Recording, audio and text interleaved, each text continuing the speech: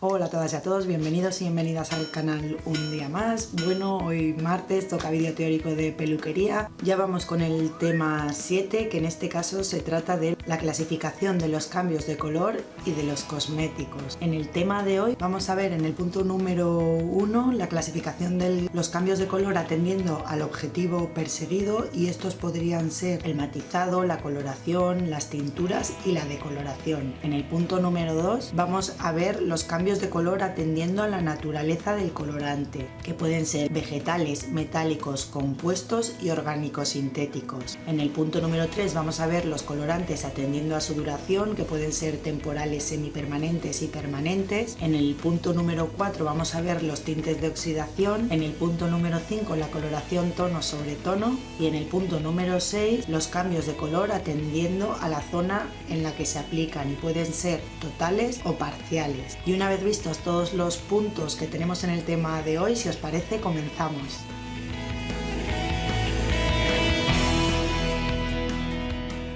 Bueno, dentro del punto número 1, los cambios de color atendiendo al objetivo perseguido, esto quiere decir en función de lo que pretendamos hacer con esa coloración. Entonces tenemos el matizado, que consiste en cambiar más o menos suavemente el reflejo que tiene el cabello. Esto se utiliza, por ejemplo, una de las cosas más habituales es para quitar esas tonalidades tan fuertes que se quedan cuando realizamos decoloraciones, que quedan colores anaranjados, amarillentos muy intensos.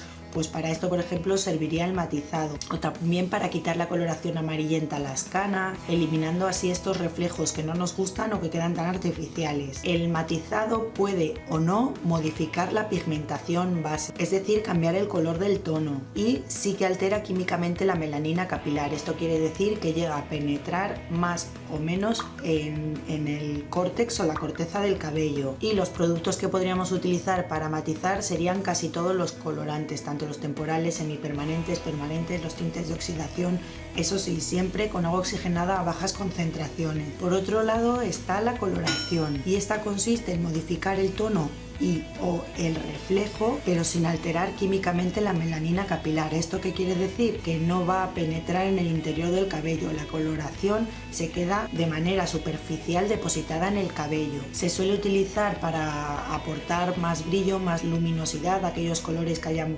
podido perder la tonalidad, o para aportar un poco de reflejo. Y para este tipo de procesos se utilizan los colorantes. Después tenemos la tintura, que consiste en cambiar definitivamente el tono y o el reflejo del color base, y en este proceso sí que se altera químicamente la melanina.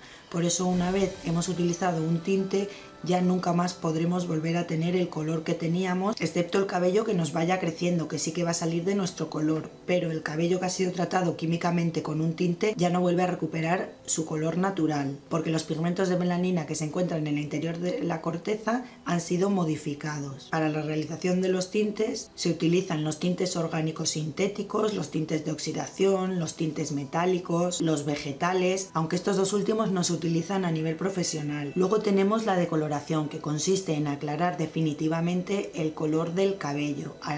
Afecta químicamente a la estructura de la melanina, ya que lo que hace es decolorar o aclarar o eliminar el pigmento que tenemos en los gránulos de melanina en el interior del cabello, es decir, en la corteza. A veces suele estar considerada como un paso previo a la tintura. Cuando tenemos un cabello oscuro teñido, simplemente se puede aclarar hoy en día con decoloración, y una vez aplicamos la decoloración, los colores que quedan son muy poco naturales, con lo cual siempre suele requerir aplicar un matiz o un tinte posterior para conseguir un tono más natural. Por eso se considera como una técnica previa a la tintura. Para realizar la decoloración se pueden utilizar dos tipos de productos: los tintes de oxidación o los cosméticos decolorantes, que son los productos capaces de aclarar el color del cabello. En el punto número 2 vamos a ver los cambios de color atendiendo a la naturaleza del colorante. Dentro de este tenemos los colorantes vegetales, que ya vimos en temas pasados, y se emplean sustancias vegetales extraídas de las diferentes partes de la planta, como pueden ser las hojas, las raíces, el tallo, las flores, y estas son las que van a proporcionar el color porque son ricas en pigmento. Los colorantes vegetales son tintes progresivos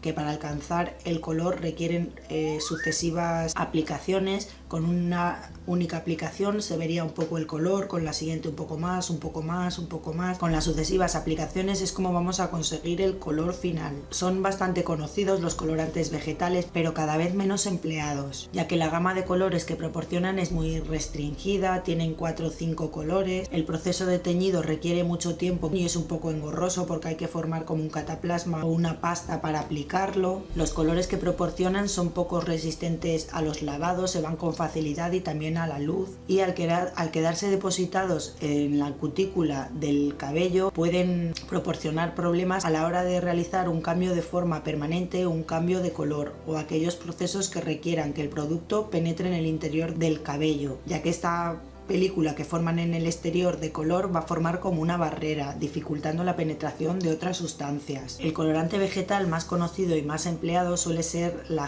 henna. Lo que se utiliza de esta planta son sus hojas desecadas y pulverizadas, que posteriormente se mezclan con agua para ser aplicadas sobre el cabello. En los cabellos oscuros proporcionan colores rojizos y pardos, y en los cabellos claros proporciona un color anaranjado que suelen ser muy poco naturales. Las moléculas colorantes de la henna sí que son suficientemente pequeñas como para penetrar en parte en el interior del cabello, y a pesar de no ser un tinte permanente, lo que ocurre es que estas moléculas que se depositan en el interior del cabello y también el exterior, en contacto con el oxígeno del aire, se oxidan, pudiéndose producir una coloración más permanente al cabo de unos días. Otros vegetales que podemos encontrar, también conocido, uno de los más conocidos también es la camomila, que proporciona colores más claros, en tonos amarillentos, el nogal, que proporciona colores pardos, el ruibarbo, que proporciona colores dorados, o el índigo, que proporciona una coloración azulada. Los colorantes vegetales a veces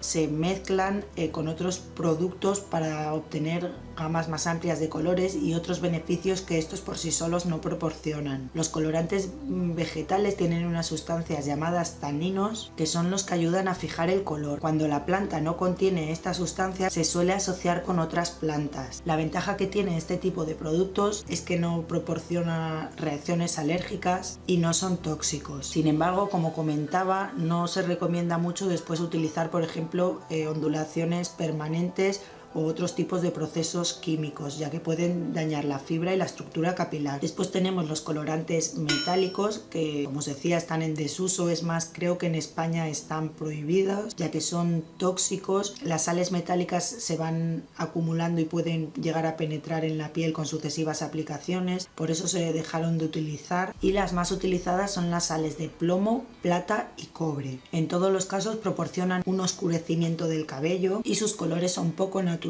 y resistentes. Los tintes que contienen una base de plomo proporcionan tonalidades púrpuras, los que contienen la base de plata viran más hacia tonos verdosos y los que contienen la base de cobre se vuelven rojizos. Las sales metálicas por sí solas no colorean, necesitan un activador o mordiente para que puedan convertirse en tintes. Esto ocurre o bien con el oxígeno del aire o con un activador o mordiente. El activador es un agente reductor que contiene azufre en su composición y transforma las sales metálicas en sulfuros coloreados. El mordiente es un agente reductor que tiene gran afinidad por el oxígeno y al mezclarse con esta sal metálica la convierte en el óxido de dicho metal, y si mezclamos la sal con el oxígeno del aire también obtendríamos un óxido metálico. Los tintes metálicos, como he dicho, son tóxicos ya que se pueden ir acumulando. Proporcionan un sombreado más que un color en sí, son progresivos, los colores poco resistentes a la luz y a los lavados, pueden producir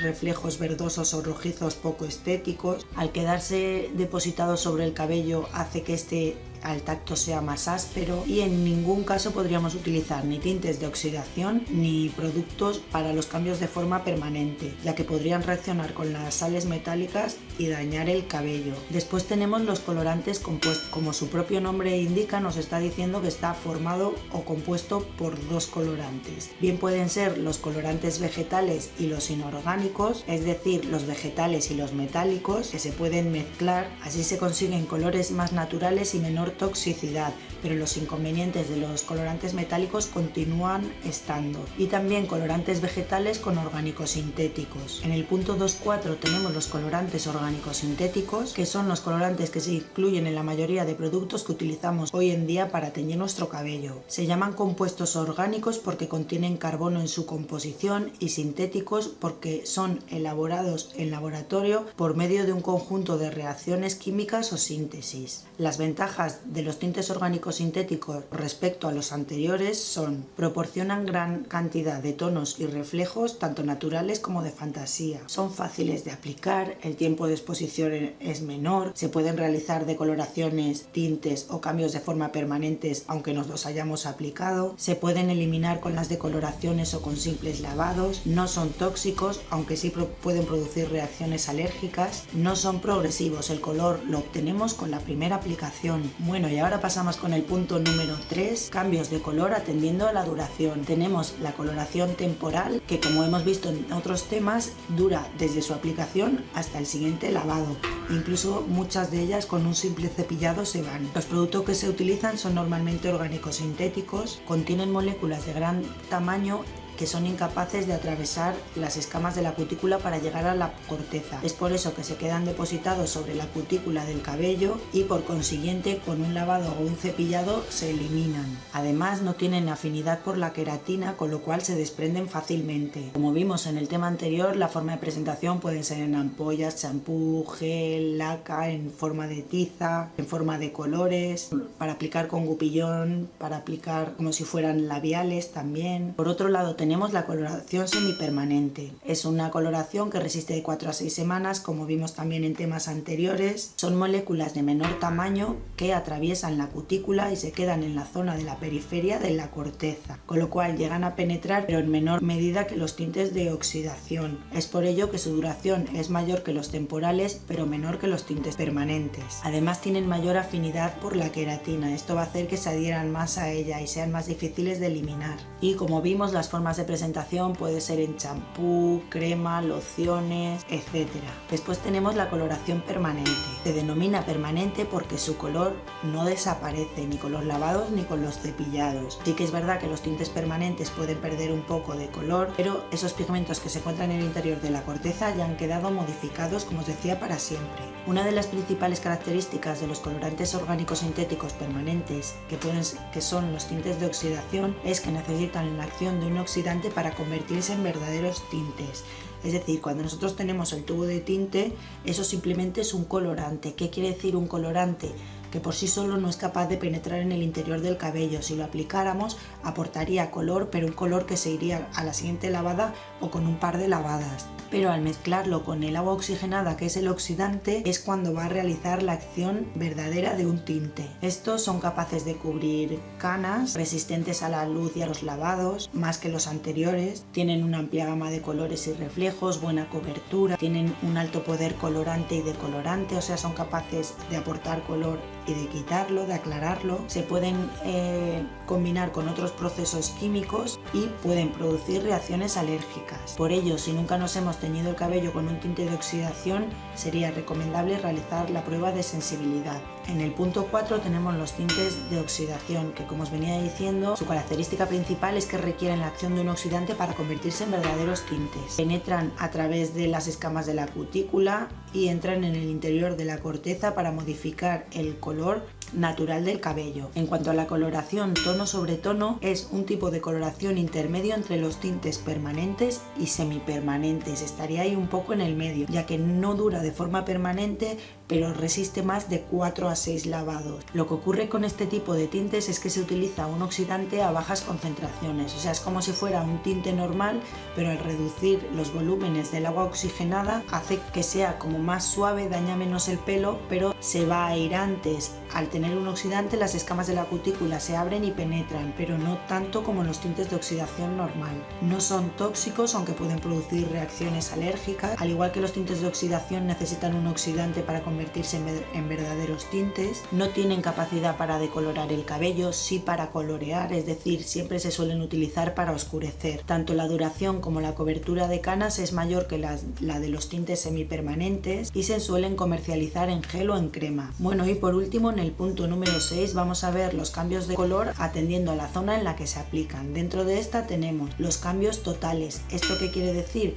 Que el producto se aplica por todas las zonas de la cabeza y a lo largo de todas las partes del pelo, es decir, raíz, medios y puntas. El tipo de cosméticos que podemos utilizar para este tipo de procesos es cualquiera. Podríamos utilizar un permanente, semipermanente, tinte de oxidación, tono sobre tono, vegetales, metálicos, cualquier tipo de producto. Y por otro lado tenemos los parciales, que como su propio nombre indica es que se realizan en determinadas zonas. Aquí podemos diferenciar como dos procesos. Uno de ellos serían las mechas, en las que se seleccionan unos cabellos sí y otros no para colorearlos, y después también podríamos encontrar aquellos tipos de coloraciones en los que se tiñen solo las puntas, se tiñe solo un mechón del flequillo o zonas concretas. Bueno, y hasta aquí llega el vídeo de hoy. Como siempre, recordaros que en la página web www.sandraniulu.com os podéis descargar el dossier gratuito para tenerlo y consultarlo cuando queráis de todo lo que hemos visto en el tema de hoy. Espero que os haya gustado el vídeo, que os resulte útil. Muchas gracias por acompañarme un día más y yo ya me despido, pero nos vemos muy pronto mañana miércoles con un nuevo vídeo. Hasta luego.